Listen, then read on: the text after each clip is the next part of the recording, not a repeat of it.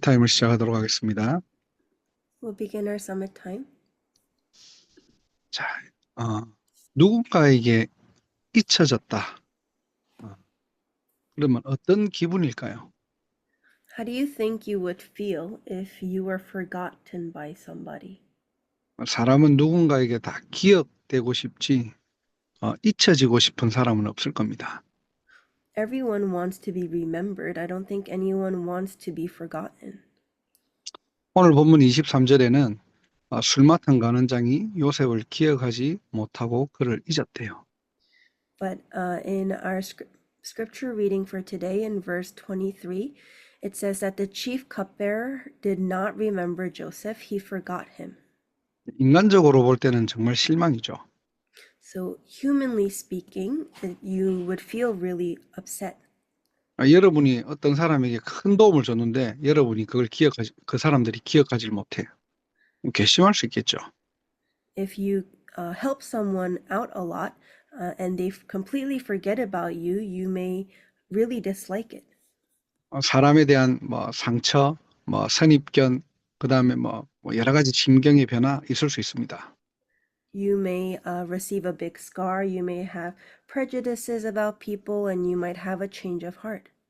자, 그로부터 2년이 지나고 창세기 41장에 그 관원장은요, 요셉이 생각난 거예요. But 2 years after that event, in Genesis chapter 41, all of a sudden the cupbearer remembers Joseph. 이 바로왕이 꿈을 꿨는데 아무도 해석하는 사람이 없어요. King Pharaoh had a dream, and no one could interpret that dream. 이때 술 맡은 관원장의 머리에 요셉이 생각납니다. 그리고 바로에게 데려가요. Then suddenly the chief cupbearer remembers Joseph and brings him before Pharaoh. 자, 이걸 우리가 언약적 관점에서 보면은 첫 번째로 전도자는 시간 보는 눈이 달라야 됩니다. If we look at this with the covenantal perspective, firstly, evangelists need to have a different set of eyes to see time. 한마디로 하나님의 시간표를 보자는 거죠. In other words, we're saying we need to see God's time schedule. 요셉을 잊은 게 아니에요. 하나님께서 잊게 하신 겁니다. It's not that he forgot Joseph, it's that God made him forget. 2년 뒤에 관원장이 생각이 났지만은 하나님께서 생각나게 하신 거예요. And 2 years later, when the chief cupbearer remembered Joseph, it means that God made him remember. 왜냐? 요셉은 지금 언약의 여정을 가고 있거든요. Why? Because Joseph was walking the covenant journey. 하나님이 허락하신 여정을 가고 있는 겁니다. And so he's on this journey that has been allowed by God. 그래서 요셉은 하나님의 시간표를 가지고 사는 인생이에요. So Joseph is living a life holding on to God's time schedule. 여러분, 이스라엘이 출애굽 이후에 광야 40년을 돌았잖아요. The Israelites, after they came out of Egypt, walked around in order to get to Canaan for 40 years. 목적지는 가나안입니다. Their goal was to get to Canaan, but they were walking the wilderness. 그 거리는요, 7일 또는 길어야 10일이에요. That journey in the wilderness was supposed to only take 7 days, but at most maybe 10 days. 근데 하나님의 시간표는 40년이었습니다. But God's time schedule was for them to take 40 years. 고생시키려고 한 게 아니고요. And it wasn't simply just to make them suffer. 이들의 모든 각인을 바꾸는 시간이었어요. It was a time for them to change all of their imprints. 이걸 모르면은 이스라엘 사람들은 가면서 불평불만할 수밖에 없는 겁니다. If you don't know that, there was no choice but for the Israelites to complain all the way. 광야를 통해서 세절기와 성막과 하나님이 함께 하심이 그 언약이 전달되는 시간인데요. Throughout the time in the wilderness, it was a time for them to receive the covenant, to relay the covenant of the 3 feasts, the tabernacle, and God being with them. 이 엄청난 언약이 각인되는 시간이었습니다. So it was a time for this great covenant to be relayed to them. 문제는 이걸 알고 가는 사람들이 적다는 거예요. And for a time to be imprinted in them, but the problem was that there were very few people who knew this. 가면서 계속 하는 게 뭡니까? 불신앙, 원망, 불평, 갈등 계속 그거 하면서 가는 거예요. So what do? That whole journey there, they're incomplete disbelief. They're causing conflicts and divisions. 전도자는 속지 말아야 됩니다. But evangelists must not be deceived 하나님의 절대 시간표가 따로 있다는 거예요. because there is a absolute time schedule of God. 이걸 보는 게 바로 믿음입니다. And being able to see that is faith. 우리 하박국서 2장 3절 4절 내용들 아시잖아요. You know the content of Habakkuk chapter 2 verses 3 and 4. 하박국 선지자가 하나님께 질문합니다. Prophet Habakkuk questions God. 왜 우리 백성들 하나님의 백성이라고 하면서 우리는 왜 이렇게 어려움 당해야 됩니까? Why is it that we as your people have to go through all this suffering? 왜 우리를 괴롭히는 저 나쁜 놈들은 더 잘 살 수 있습니까? And why does it look like those enemies who are persecuting us are living more well off? 하박국이 선지자잖아요. 근데 이 선지자인데도 이해가 안 되는 거예요. Habakkuk was a prophet, but even as a prophet, he couldn't understand. 여기에 대한 답이 3절 4절입니다. But the answer to that question comes out in verses 3 and 4. 이 묵시에는 정한 때가 있다. God replies, "For the revelation awaits an appointed time." 무슨 말이죠? 나의 시간표는 따로 있다는 겁니다. What does that mean? It means that God has a separate time schedule. 인간의 기준, 세상의 기준에서 볼 때는 이게 뭐 안 되는 것 같고 늦는 것 같고 더디는 것 같지만은 기다리라는 거예요. So if you look at it from man's perspective and the perspective of the world, it may look like it's coming slow or late, but he's telling them to just wait. 지체되지 않고 반드시 응하리라. It says it will certainly come and will not delay. 하나님의 때에 반드시 응답하시겠다는 겁니다. He's saying that in his time he will give answers. 그러면서 의인은 믿음으로 말미암아 살리라. And then at the end it says the righteous person will live by his faithfulness. 하나님을 믿으라는 거예요. It means believe in God. 하나님이 하시는 일은 언제나 옳으시니. Because the work that God does is always right. 지금 너희들 상황에 속지 말고 창조주를 믿어. So don't be deceived by your situation, but believe in the Creator God. 오늘도 그 믿음이 회복되는 날이 되기를 주님의 이름으로 축복합니다. I bless you in the name of the Lord that this faith would be restored today. 우리가 해야 될 것은 뭐죠? 오늘 지금 이 시간 하나님의 시간을 찾는 거예요. So what is it that we need to do today? You need to find God's time. 어떻게 찾을 수 있습니까? How can we find that? 이번 주 강단이에요. 그리스도 안에서. It's through our pulpit message this week within Christ. 그리스도를 실제 체험하고 누리는 겁니다. It's realistically experiencing and enjoying Christ. 하나님 나라의 미션을 찾는 거예요. And we're looking for the mission of God's kingdom. 예배를 통해서 하나님이 내게 주신 하나님의 절대 미션이 있거든요. Because there is an absolute mission that God has given to me through worship. 이걸 가지고 여러분 현장 가니까 모든 것은 전도와 선교입니다. And when you go into your field with that, everything is evangelism and missions. 그러니까 우리는 항상 기뻐할 수 있는 거고요. And that's why we are able to always rejoice. 하나님의 시간표와 미션을 가지고 있으니까 하나님과 늘 소통이 되는 거고요. And because we have God's time schedule and his mission, we're able to continuously communicate with him. 그러니까 우리의 모든 삶에 일어나는 일들은 감사거리가 되는 거예요. And then everything that happens are things to give thanks about. 이 축복을 누리는 저와 여러분 되기를 주님의 이름으로 축복합니다. I bless you in the name of the Lord that you and I would be able to enjoy these blessings. 두 번째로 우리 전도자들은 사건 보는 눈이 달라야 돼요. And secondly, our evangelists must have different eyes to see incidents. 우리는 어떻게 살아야 되느냐? 길을 찾는 인생이 아니고요. 하나님과 함께하는 인생입니다. We're not living a life trying to figure out what kind of path to take, but we're living a life being with God. 그러니까 어느 길을 가더라도 하나님이 우리와 함께 하시는 거예요. And so no matter what path we do take, God is with us. 근데 그 길에 가다 보면은 문제와 사건이 일어날 수 있잖아요. But when we're on that journey, we may face problems and hardships. 근데 자세히 보면은 그거는 어떤 사건이냐? 전도와 선교와 연결되는 겁니다. But if you look closely, all those incidents are actually a part of evangelism and missions. 네, 스데반의 환란 아니에요. 세계 선교의 응답이었어요.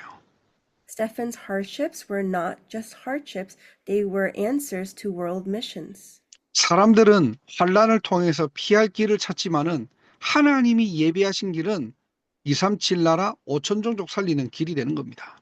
So when people face hardships, they look for a way out, but God has prepared a way for 237 and 5,000 through that. 예수 믿는다고 죽이는 시대가 온 거예요. There came a time where people were killed because they believed in Jesus. 스데반이 순교했다니까요. But Stephen was martyred.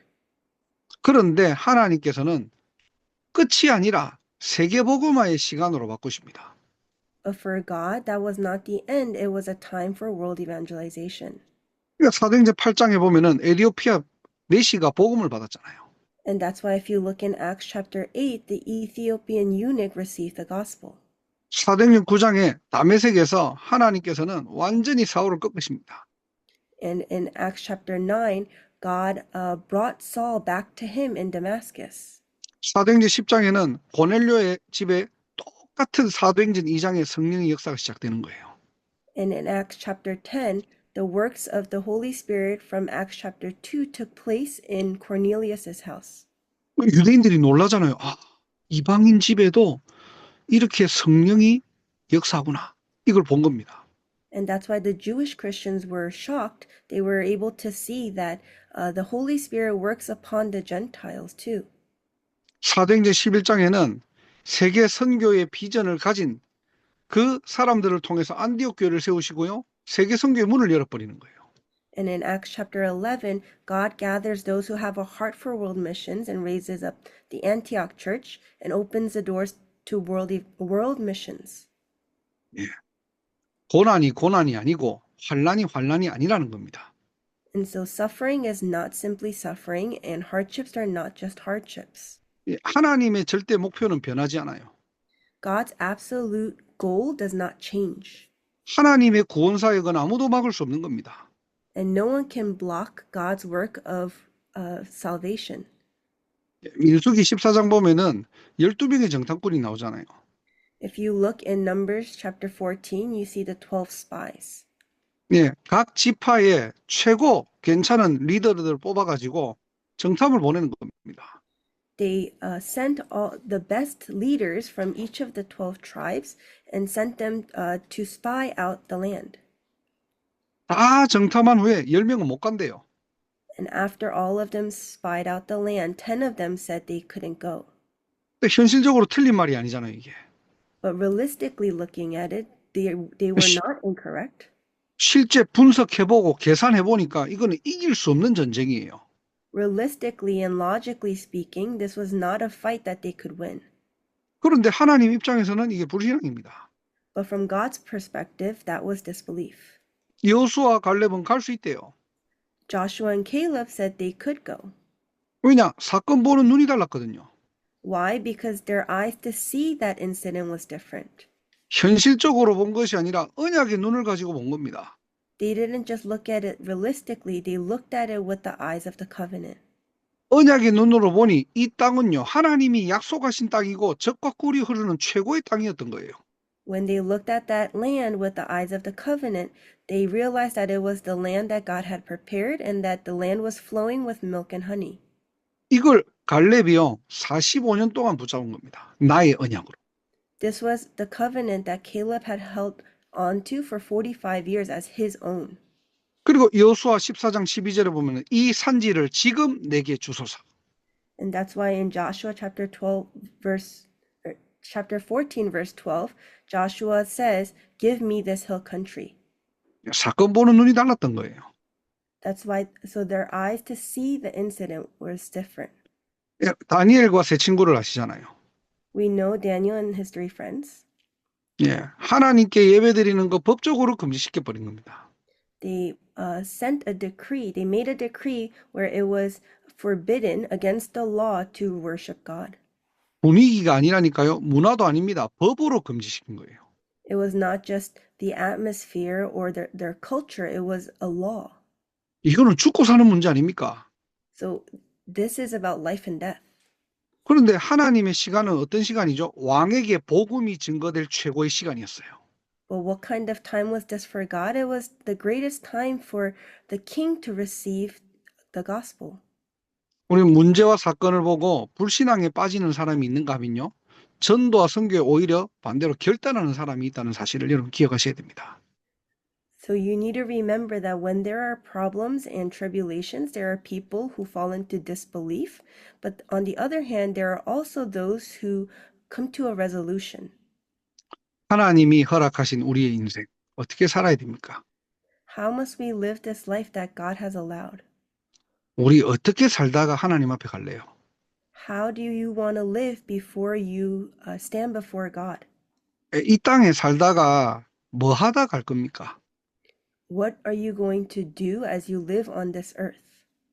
정말로 하나님의 절대 미션에 쓰임 받을 수밖에 없는 저와 여러분 되기를, 우리 교회 되기를 주님의 이름으로 축복합니다. I bless you in the name of the Lord that you all and our church would be the ones that are able to carry out God's absolute mission. 하나님, 내가 있는 현장에 하나님의 나라 임하게 하옵소서. God, would your kingdom come upon my field? 정말로 복음을 모르는 저 현장에 정말 오직 예수가 그리스도라는 이 원색 복음이 증거되게 하옵소서. And upon that field that truly does not know this gospel, may this gospel, the accurate and pure gospel, be relayed. 그 현장에 하나님이 예비하신 절대 제자 찾게 하옵소서. And allow me to find the absolute disciple that you have prepared in that field. 그들을 통해 237 나라 5천 종족 살리는 증인 되게 해달라고. And may I be the witness to save the 237 nations and 5,000 tribes through them. 저랑 좀 잘 가까이 있는 어떤 집사가요. 자기는 어떻게 하면은 자기 있는 현장에서 237 나라 5천 종족 살릴까? 늘 계속 그거 가지고 기도한 거예요. There's a deacon that I'm very close with that had been questioning and wondering how he could save the 237 nations and 5,000 tribes through the work that he does. 이 친구 운동을 좋아하거든요. And he's a friend who enjoys sports.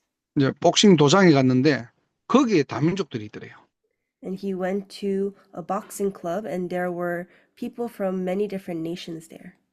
이게 쉽게 보면 237 나라 5천 종족 가슴에 있으니까 이 친구를 놓고 계속 기도한 겁니다. And so because he had the 237 nations and 5,000 tribes in his heart, he started praying for them. 그래서 저한테 전화가 왔더라고요. And so he gave me a call yesterday. 목사님, 그 사람이 우즈벡 청년인데 이 친구 완전 모슬림 사람이라고. And he said there's this one teen from Uzbekistan and he is completely Muslim. 이번 주에 이제 자기 집에 초청해서 이렇게 복음을 증거할 건데 기도해달라. But he said that he's going to be inviting him over to his house to share the gospel. So could you please pray? 우리 인생의 방향이 전도와 선교예요. So our life direction is evangelism and missions. 무엇을 하든지 하나님, 우리 인생을 통해서 전도와 선교에 내 인생이 쓰임 받게 하옵소서. No matter what we do, we need to pray, God, allow through everything that we do, allow world missions and evangelism to take place. 네, 여러분의 현장 보는 눈이 달라지기를 주님으로 축복합니다. I bless you in the name of the Lord that your eyes to see the field would change. 네, 마지막 세 번째로 전도자는요, 응답 보는 눈이 달라야 돼요. And lastly and thirdly, for evangelists, our eyes to see answers must be different. 응답의 기준을 바꿔야 됩니다. We need to change the standard of answers. 여러분이 있는 그 자리가 응답의 자리예요. The place that you are in right now is the place of answers. 내가 다니는 직장, 거기가 응답의 자리입니다. And the workplace that I go to now is the answer. 근데 이 직장이 나랑 잘 맞고 안 맞고 사장이 이렇고 시스템이 어떻고 그러면서 나랑 더 잘 맞는 내가 더 원하는 직장이 어딜까? 기준이 그렇게 되면 안 돼요. Your standard shouldn't be about, my current workplace matches my style or it doesn't, or I like my boss or I don't, or the systems are great or not, and whether I should be looking for another workplace. 네, 그런 곳이기 때문에 하나님이 여러분을 그곳에 보내신 겁니다. But because it's that kind of field, God has sent me to that place 말씀 성취하라고요. so that you can fulfill God's word. 어떤 랩런트가 고백하더라고요. A remnant confessed 이 직장이 자기하고 너무 안 맞는 거예요, 이게. their workplace really wasn't matching them. 근데 가만히 보면은 가는 곳마다 안 맞아요, 이 친구는. But if you look carefully, no matter where that person went, none of their workplaces really fit them. 옛날에는 가면은 사장 욕부터 하는 거예요, 그냥. And no matter where they went, they complained about the boss. 회사를 이런 식으로 운영한다. Oh, why is the boss running their company this way? 시스템이 이럴 수밖에 없어서 안 되는 거고. Oh, it's not working out because the system is just like that. 회사 사람들은 이게 문제고. And all the people at the workplace have these kinds of problems. 이제 문제 보는 눈만 열린 거예요. 이게 뭐가 문제인지 비판하는 눈은 굉장히 날카로워요. And so their eyes to see the problems were really wide open, and so they were always criticizing. 근데 그 속에 진짜 응답을 찾아내지 못하는 겁니다. But they weren't able to find the true answer within that. 어느 날 이 친구가 깨달은 거예요. But one day they realized, 내가 있는 현장이 어떤 현장일까? what kind of field am I in? 이게 그 교회에서 말씀을 듣다가 깨달아진 겁니다. They were listening to the message from their church and realized it one day. 내가 있는 현장이 선교지라고 했는데 나는 왜 이 축복 누리지 못할까? I heard from the message that the field that I'm in is the place of mission, so why am I not able to enjoy that? 이 친구가 생각부터 바꿨대요. And so they changed their thinking first.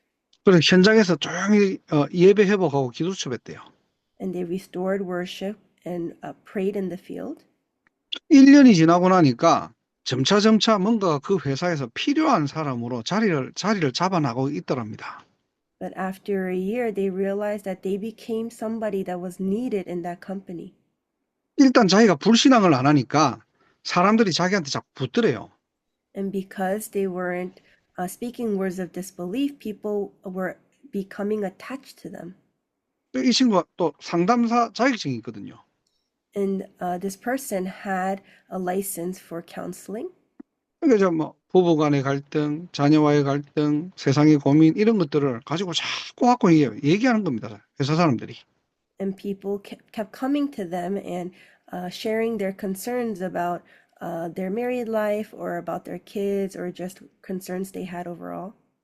전에는 사람 만나가지고 막 다른 사람들 욕하고 회사 욕하기 바빴는데 Before, in the past, they were so busy complaining about the company or about other people in the workplace. 1년 만에 이제 이거 바뀐 거예요, 이게. But after a year, they changed so much. 그러다가 이제 영적 문제 있는 사람에게는 복음 전하고요. And then later on, when they met people with spiritual problems, they shared the gospel to them. 회사에서 공간까지 마련하고 다락방이 시작되고요. And they were able to find a space in the workplace to start an upper room meeting. 거기에서 목사님이 들어서 캠프하고요. And then a pastor visited and helped them with camp. 실제 제자가 찾아지고 교회화가 되고요. And disciples were found in that workplace and were brought to church.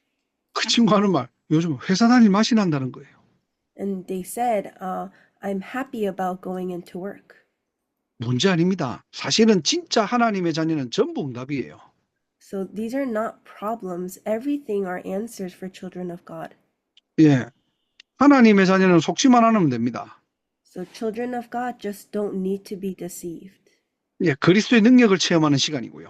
It's a time to experience God's power. 어려움 왔다 하나님의 절대 미션을 붙잡고요. When problems come, we need to hold on to God's absolute mission. 예, 육신의 응답을 찾아다니는 게 아닙니다. 진짜 응답 속으로 들어가는 시간이에요.